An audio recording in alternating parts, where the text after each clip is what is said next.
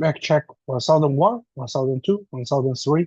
I had my director report calling me this morning, complaining one of our colleagues was really emotional at work and in multiple meetings.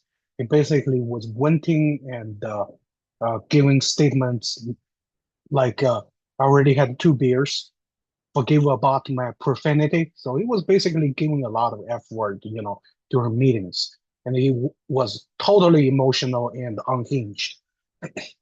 So I want to talk about why shouldn't you be emotional at work? This is a very important topic from 3 perspectives. The first one is really about your growth. When you are emotional at your work, especially when you're performing your tasks, you're gonna have impaired judgment when you perform your task, and as a result of that, you're gonna lose your ability to be analytical and to be precise and to be, you know, uh, composed about the decisions you are going to make, all the choices you are going to make at your work. So don't be emotional and let the emotions to impair your judgment and to impair your perceptions and give you the wrong perceptions about others' perspectives and certain issues you came across at work. And another thing regards to why shouldn't you be emotional at work is it's going to limit your growth.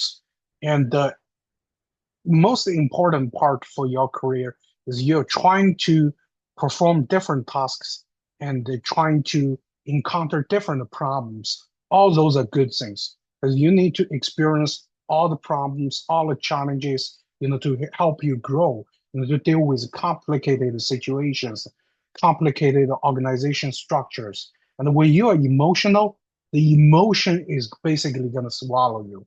And you're going to get into the mindset or focusing on your emotions rather than what's the next step, what's the right framework I should pick to solve my problems, to tackle the challenges, and to conduct, what I need to do, for the work. So it's really gonna limit your growth. And the second major important part is you're gonna encounter some HR issues when you are emotional.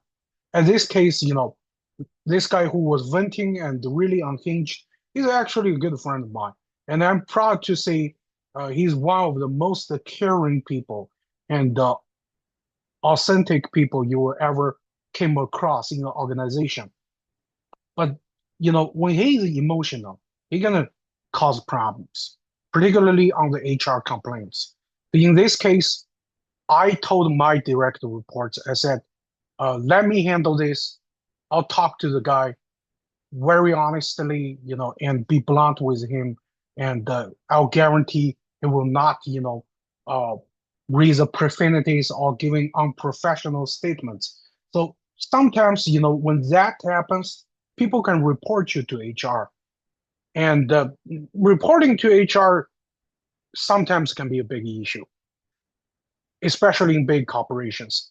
They're going to have investigations. You're going to get into meetings. And although you sound like, oh, maybe I didn't do something wrong, but those investigations and the rumors is going to spread around and it's going to tarnish your reputation, especially for someone who's a professional in management and also in corporate development.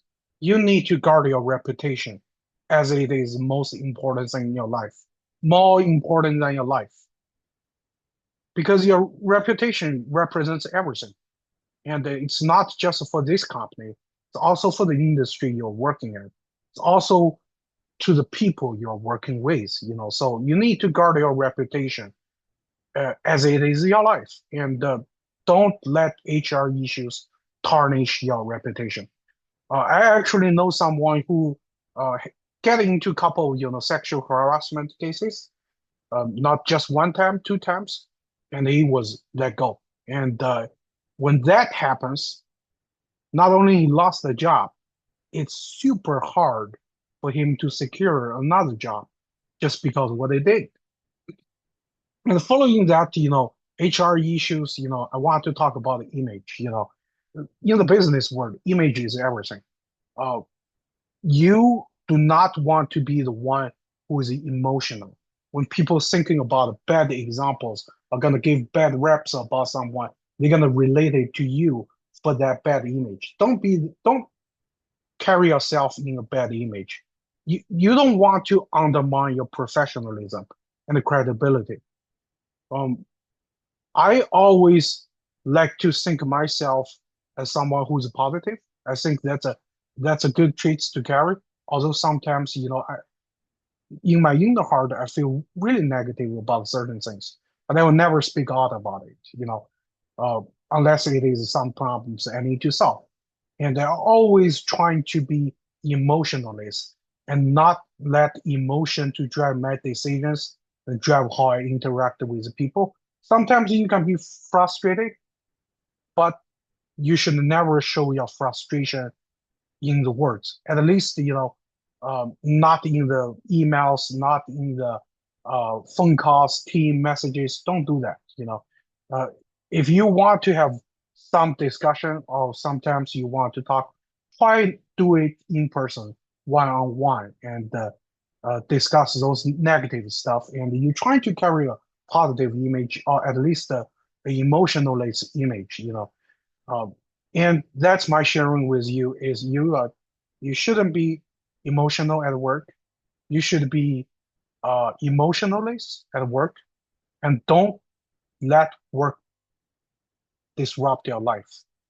And that's one other thing I want to talk about is, although being emotional can limit your growth, HRE can cause HR issues and damage your image, but you also don't want that emotions to carry over to your regular life.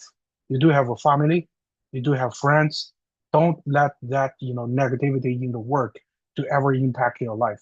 So the life is limited. Our life is limited. We want to share the best moments, and we want to enjoy life and don't ever let work, get in your way. Okay. And that's my sharing today.